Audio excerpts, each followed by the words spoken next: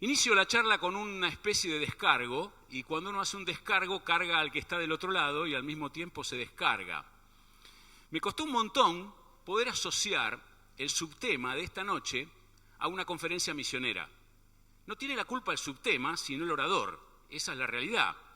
Permanentemente me resbalaba y en un momento cuando me estaba preparando pensaba que estaba en una conferencia general o en algún retiro o en algún seminario para ancianos y colaboradores y tenía que volver a ponerme en línea otra vez y vez tras vez me pasó, a título de hacer una gran confesión, los últimos 10 días.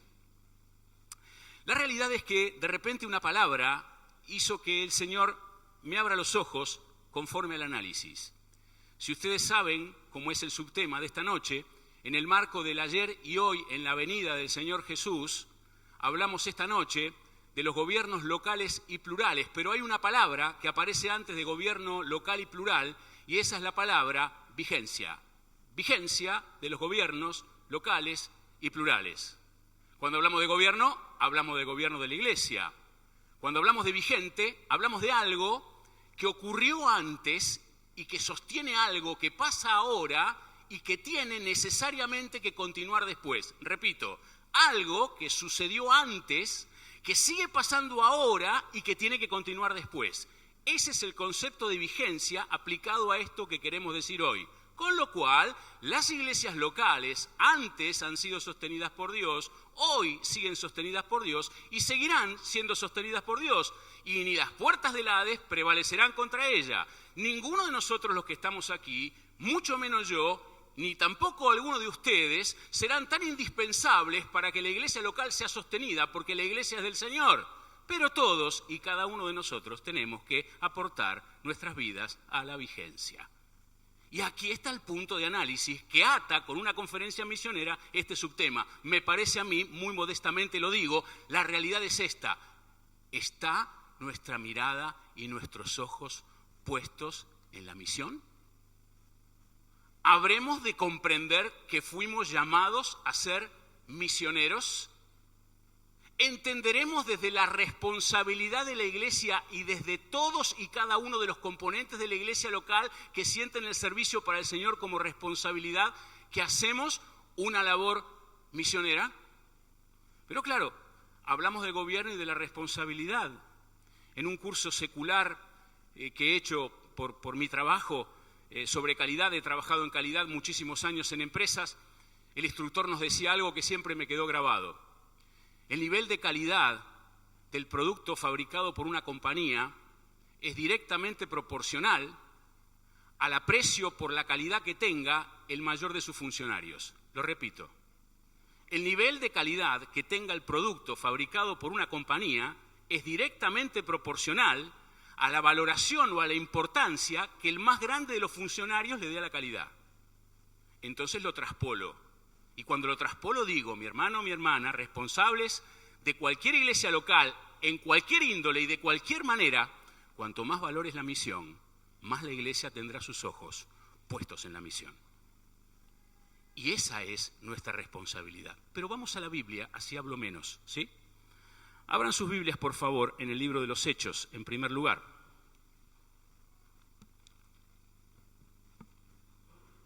Capítulo número 14.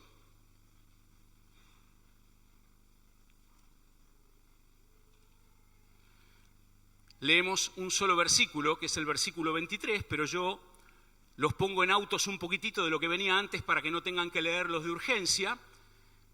El apóstol fue apedreado en Listra, no la estaban pasando bien, ni en Listra, ni en Antioquía, ni en Iconio. Se van a Derbe, regresan a Listra, Antioquía e Iconio, y allí el versículo 23 dice algo que hicieron. Y dice, acompáñenme, y constituyeron, ¿qué cosa?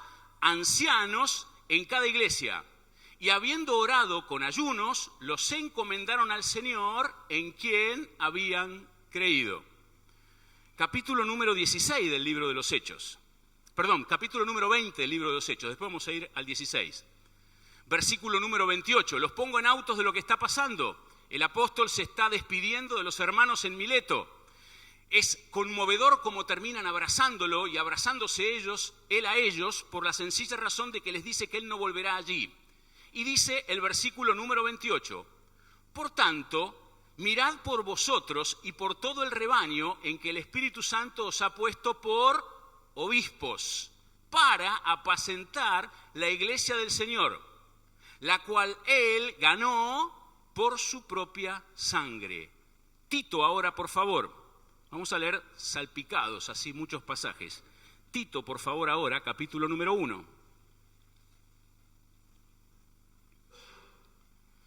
Versículo número 5.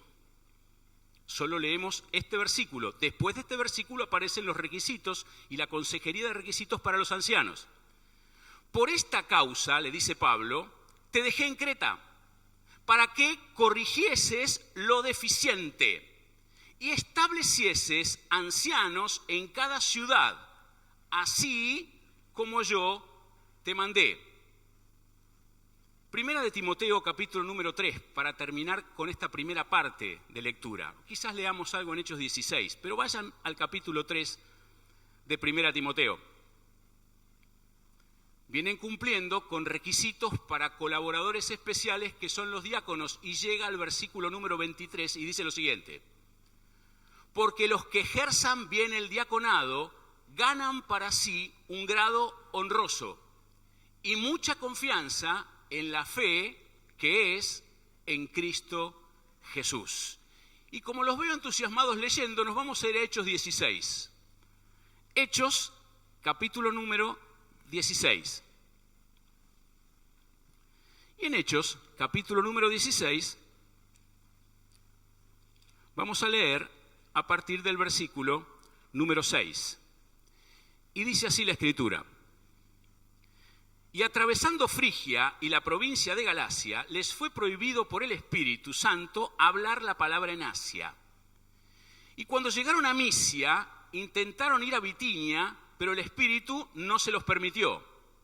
Y pasando junto a Misia, descendieron a Troas.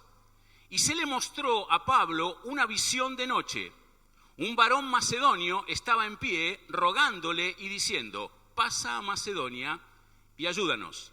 Cuando vio la visión, enseguida procuraron partir para Macedonia, dando por cierto que Dios nos llamaba para que les anunciásemos el Evangelio. Versículo número 13. Y un día de reposo salimos fuera de la puerta junto al río donde solía hacerse la oración, y sentándonos hablábamos a las mujeres que se habían reunido. Entonces una mujer llamada Lidia, vendedora de púrpura en la ciudad de Tiatira, que adoraba a Dios, estaba oyendo. Y el Señor abrió el corazón de ella para que estuviese atenta a lo que Pablo decía. Y cuando fue bautizada y su familia, nos rogó diciendo: si habéis juzgado que yo sea fiel al Señor, entrad a mi casa y posad. Y nos obligó a quedarnos. Seguimos un poco más adelante al versículo número 30. Ustedes conocen cómo sigue la historia. Se encuentran en la cárcel de Filipos, se encuentran con el carcelero de Filipos. Ocurre todo lo que ocurrió, que después lo vamos a relatar. Pero en este versículo número 30 acontece un hecho importantísimo. Dice el 30, y sacándolos les dijo a los apóstoles: señores, ¿qué debo hacer para ser salvo? Ellos dijeron: cree en el Señor Jesucristo y serás salvo, tú y tu casa. Y le hablaron la palabra del Señor a él y a todos los que estaban en su casa. Y él, tomándolos en aquella misma hora de la noche, les lavó las heridas, y enseguida se bautizó él con todos los suyos. Y llevándolos a su casa, les puso la mesa, y se regocijó con toda su casa de haber creído a Dios. Hasta aquí nomás hice toda la lectura de corrido, y seguramente es muy grato juntos poder compartirla y leer la Biblia. Nosotros vamos a hablar de los ancianos, vamos a hablar de obispo, vamos a hablar de diácono, vamos a hablar de pastores, vamos a hablar de colaboradores, lo vamos a hacer, pero no perdiendo esta mirada. Todo esto está ordenado por Dios al fin de que la iglesia local tenga su visión en la misión.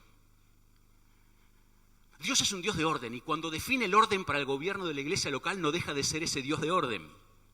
Un organigrama establecido y puesto de manera correcta, en donde lo primero es lo primero y lo primero es Jesucristo.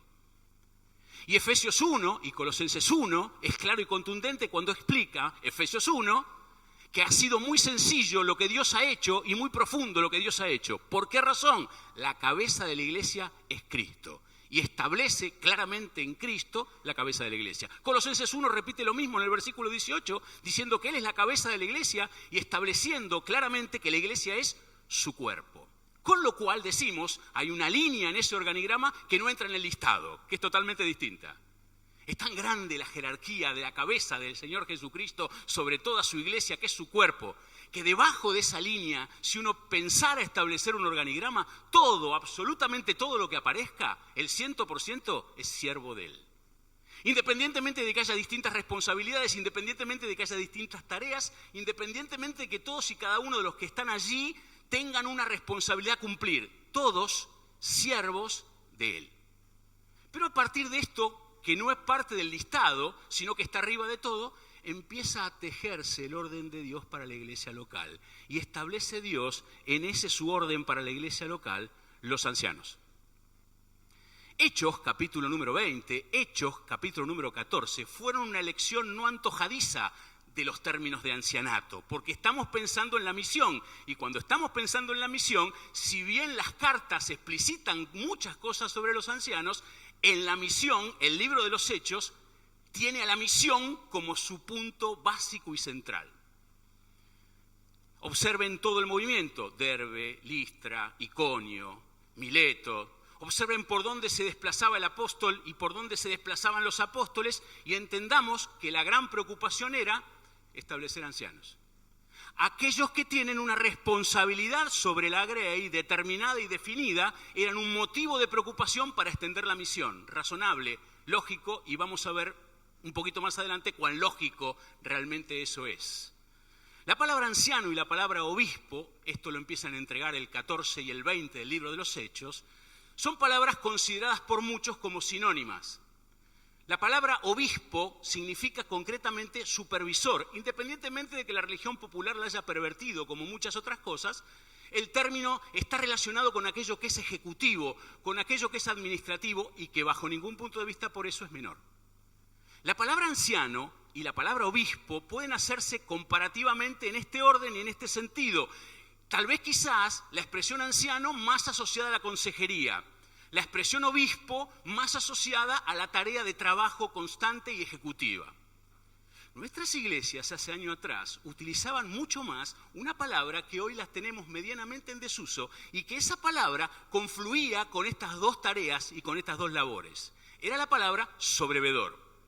Hoy no usamos la palabra sobrevedor, algunos creen que es demasiado fuerte. Sin embargo, sobrevedor es aquel que ve sobre. Tan sencillo como eso, dejemos de tenerle miedo a las palabras, porque si bien no está en la Biblia, define claramente la conjunción de ambas cosas.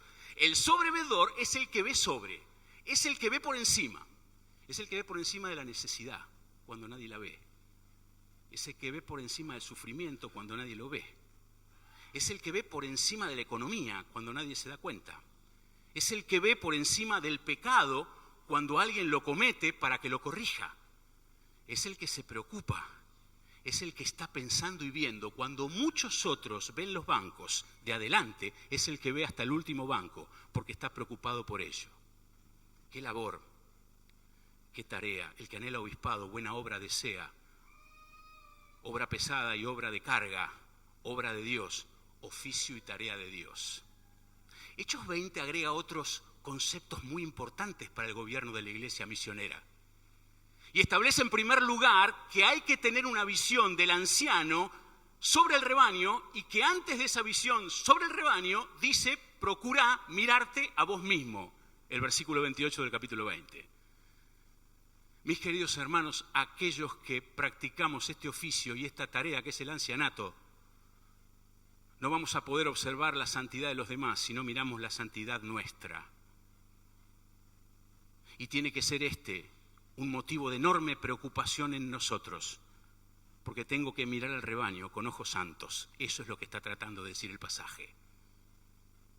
Y lo digo con mucho temor de Dios. Fijémonos cómo manejamos estas cosas. Pero avanzamos, y dice después, del rebaño.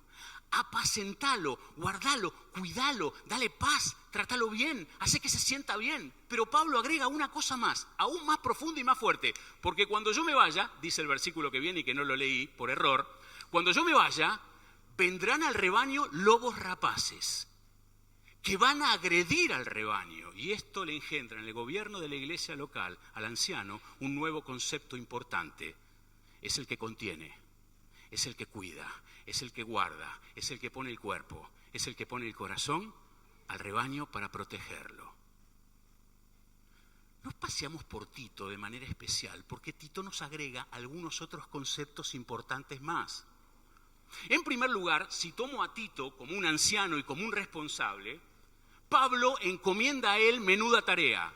¿Y qué le dice? Que corrijas lo deficiente.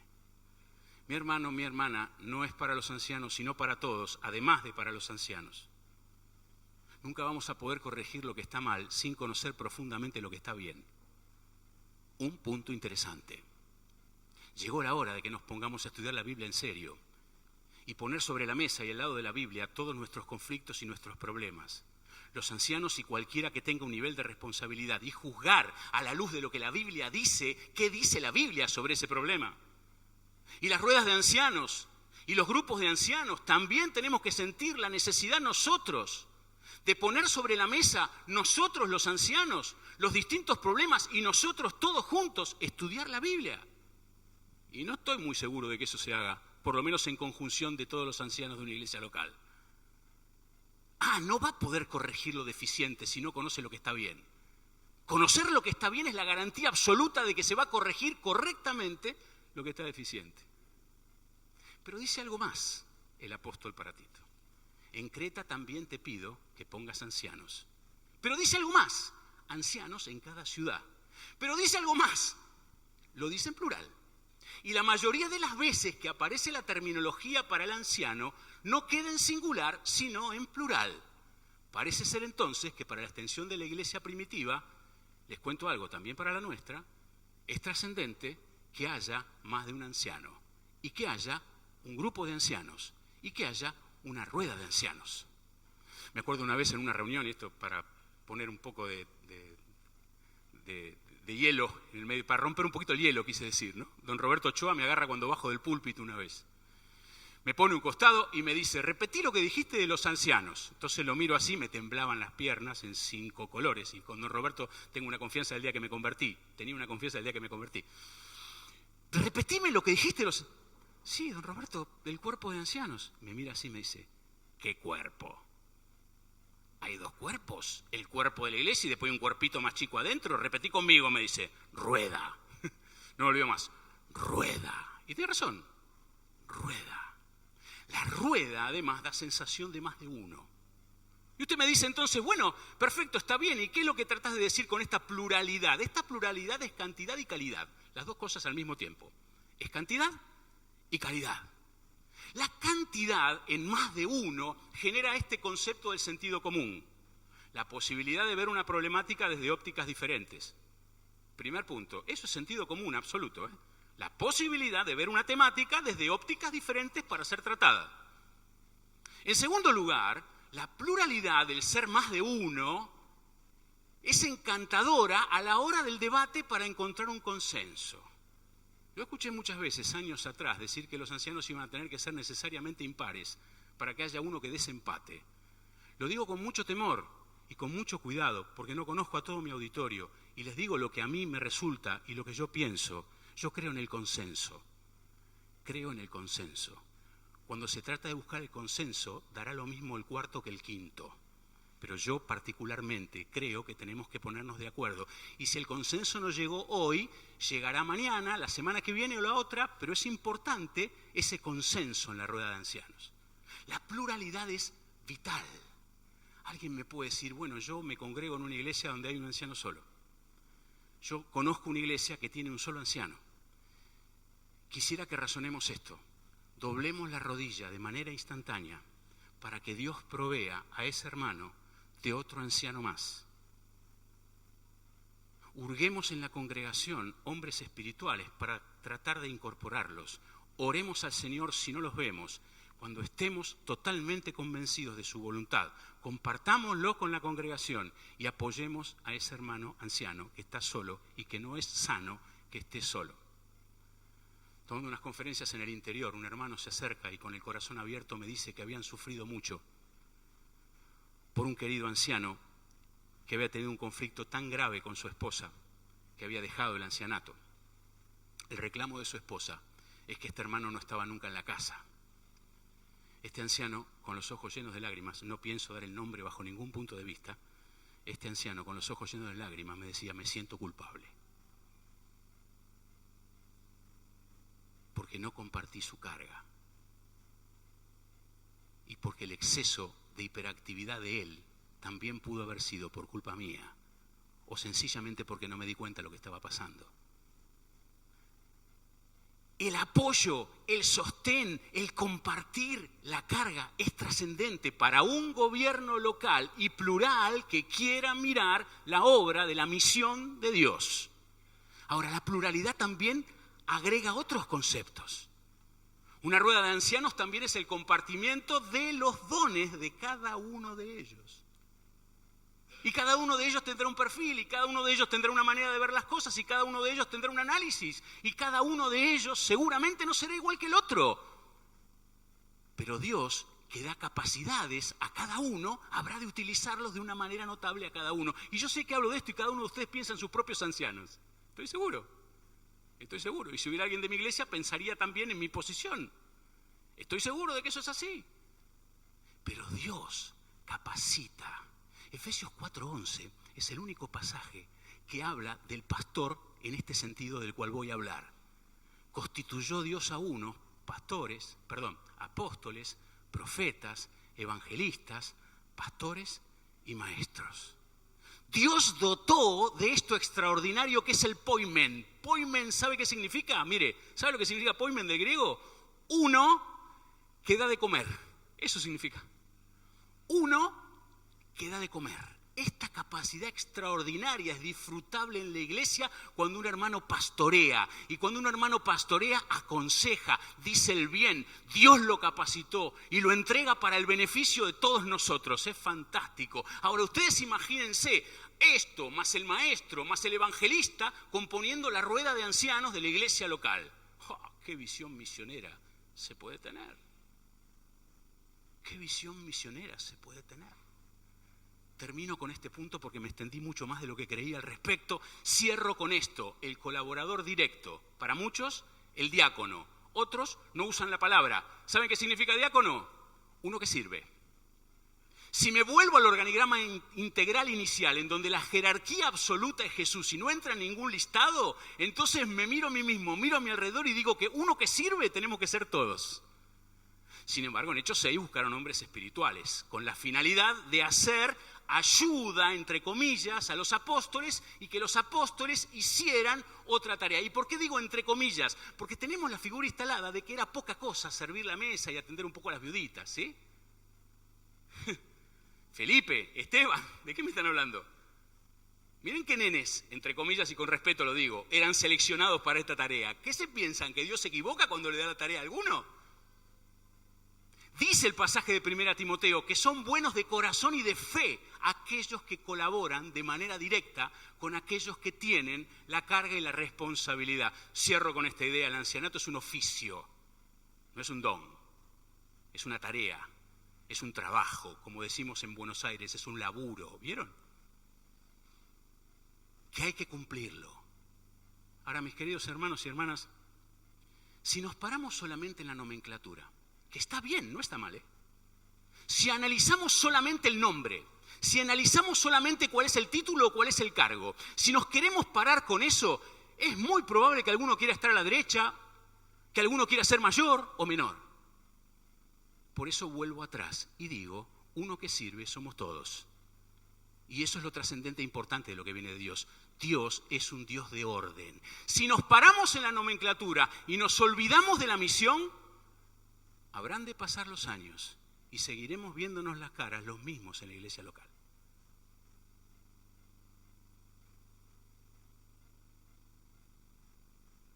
Dios es un Dios de orden, que hace todas las cosas en orden.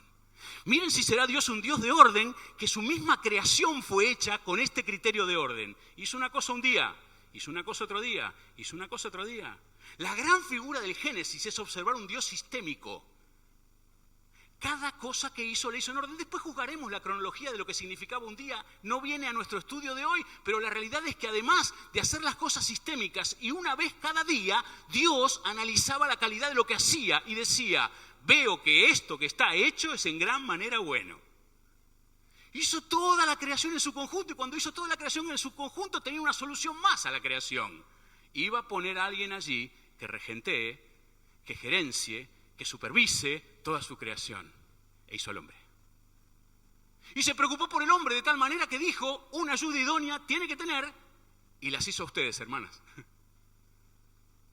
Y este Dios de orden continuó, apareció el pecado en el medio y alguien podía creer, el pecado lo desconcertó. ¿Qué lo va a desconcertar? Siguió en su orden establecido porque a Dios nada se le iba a escapar y aparecieron los patriarcas. Y se empezó a manifestar a los demás en la época patriarcal. Y la época patriarcal terminó a partir de Abraham, nace la nación de Israel. Y la nación de Israel continúa. Pasaron algunos años en el silencio, empieza a aparecer los umbrales de la gracia. Aparece el Señor y aparece la iglesia.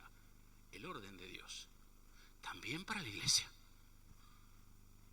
Para Pablo, la iglesia de Corinto era un conflicto constante. ¿Quieren encontrar a alguien que viviera en divisiones? Busquen a los corintios. ¿Alguien que tuviera pecados de inmoralidad? Busquen a los corintios.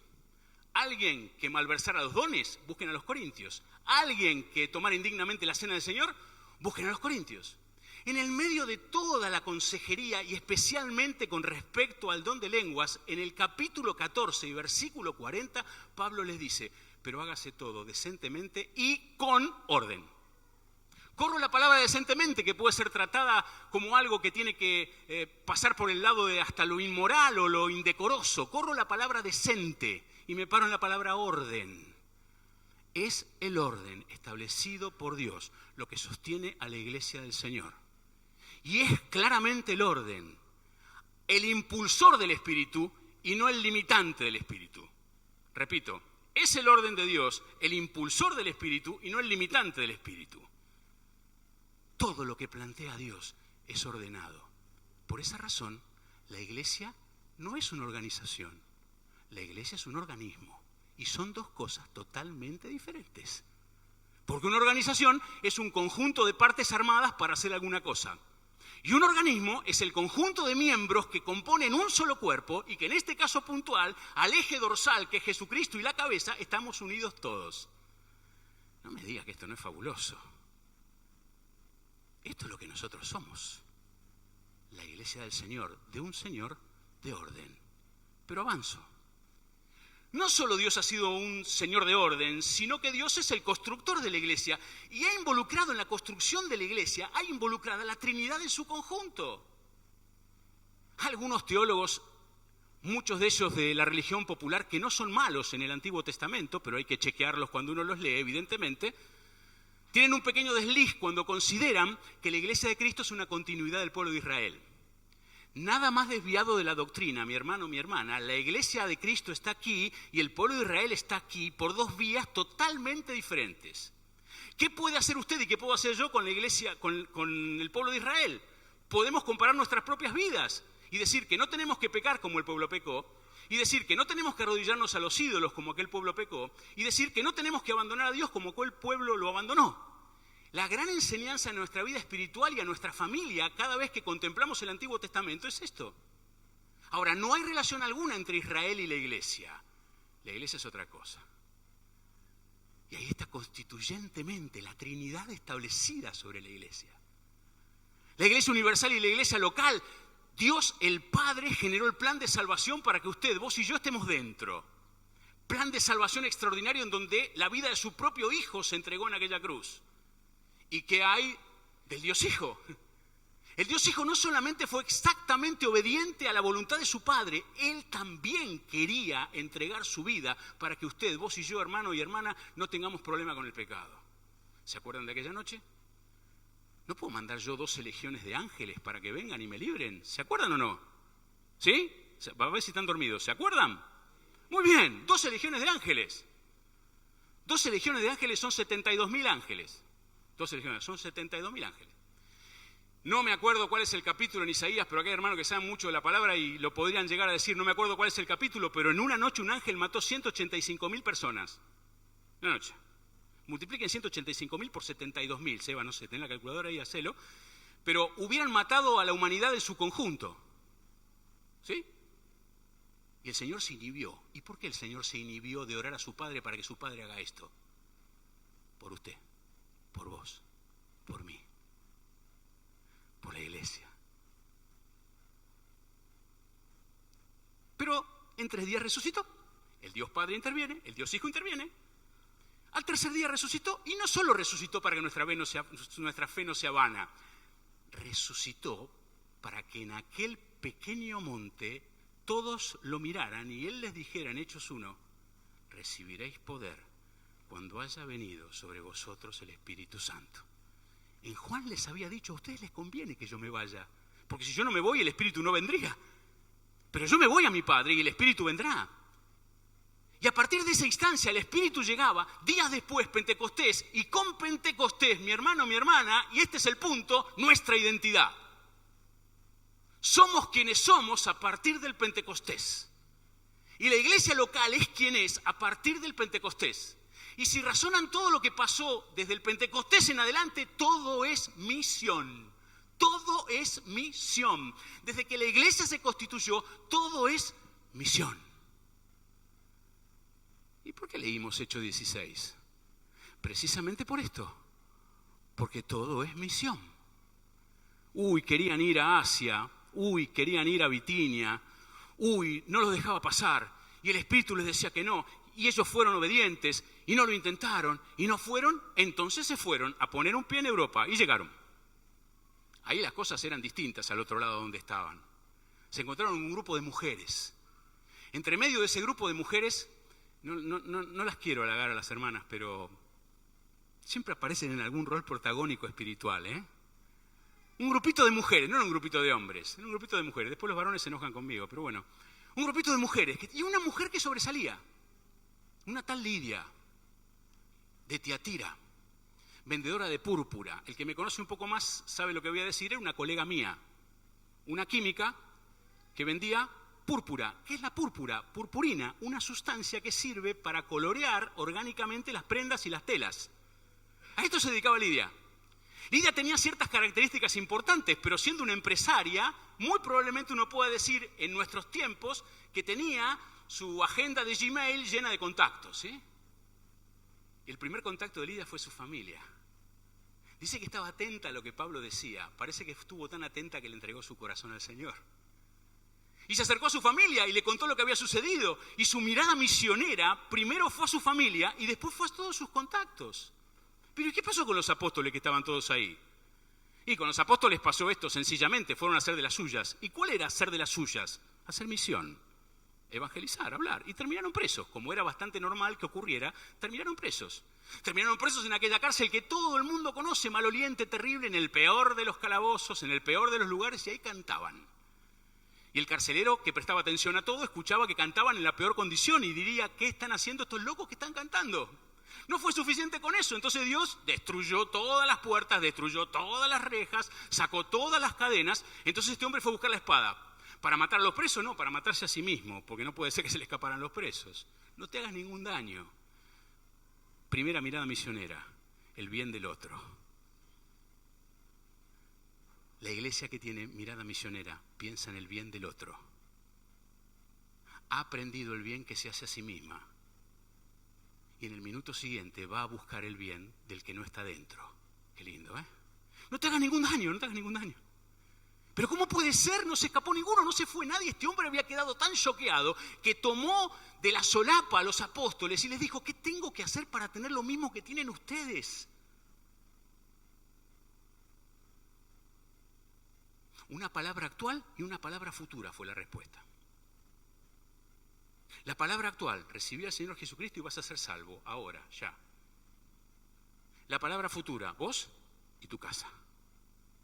Y al poco tiempo estaban comiendo juntos y todos se bautizaron.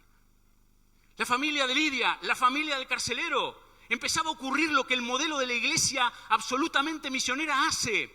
Funda, confirma y extiende. Funda, confirma y extiende. ¿Y cómo viene la extensión? Filipenses capítulo 1, que no lo hemos leído. ¿Qué hace el apóstol Pablo?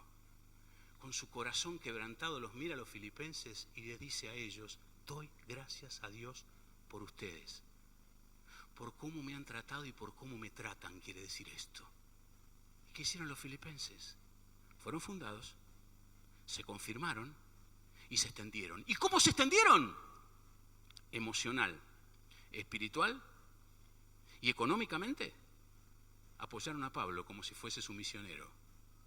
Ellos amaban a Pablo y Pablo los amaba a ellos, porque en conjunto la iglesia local, sus líderes, su responsable y su gobierno, su gente, aquel que hacía algo, estaba entregado a la misión que Dios le había encomendado. Mi querida hermana, cuando venís a limpiar el baño de la iglesia, me consta que aquí lo hacen, ¿sabés que haces misión?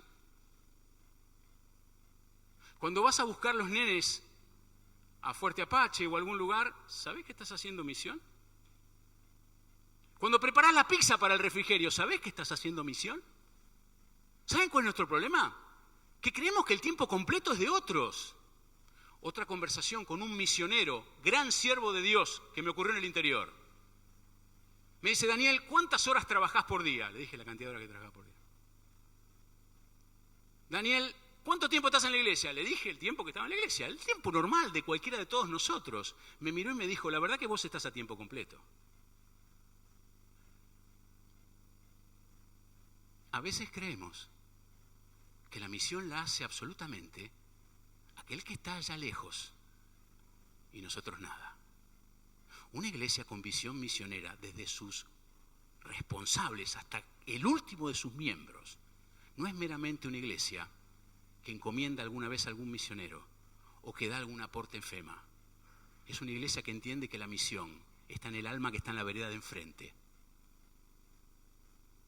Y cada iglesia local que extendió el evangelio en la época primitiva, lo extendió pensando en el que estaba en la vereda de enfrente como su misión absoluta. Y dice Pablo: ustedes tienen que brillar como luminares en el mundo, en medio de una generación maligna y que se pierde y perversa.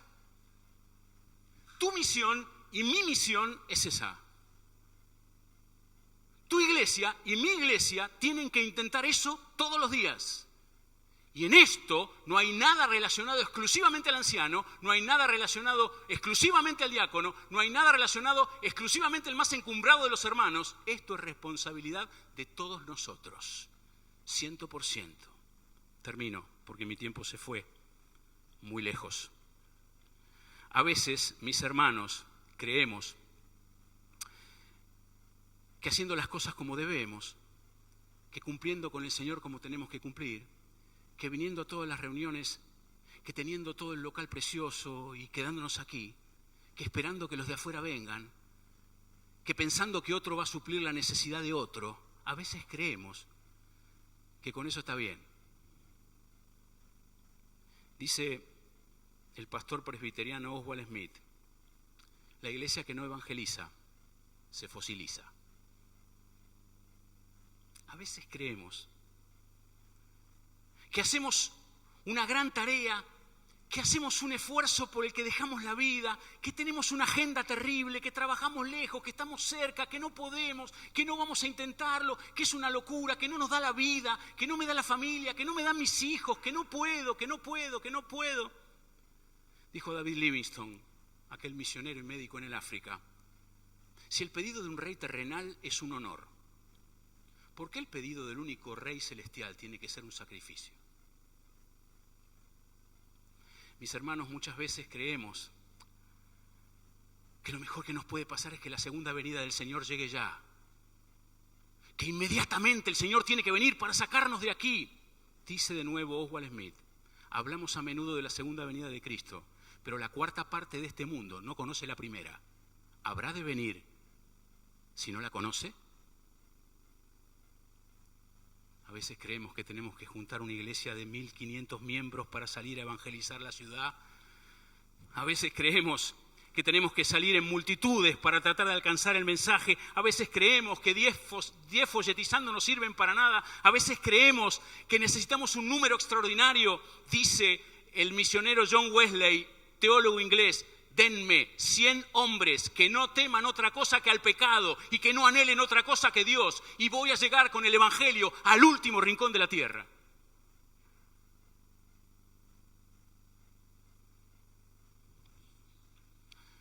Asumamos el desafío, porque la causa lo vale. Asumamos el desafío, porque servimos a un Dios de amor, que también es un Dios de poder, que también es un Dios de misericordia, y también es un Dios que nos honra, aunque no merecemos la honra. Tengamos una mirada misionera, sepamos que para eso fuimos llamados, sepamos que eso es lo que Dios espera de nosotros. No le hagamos esperar. ¿Decimos amén?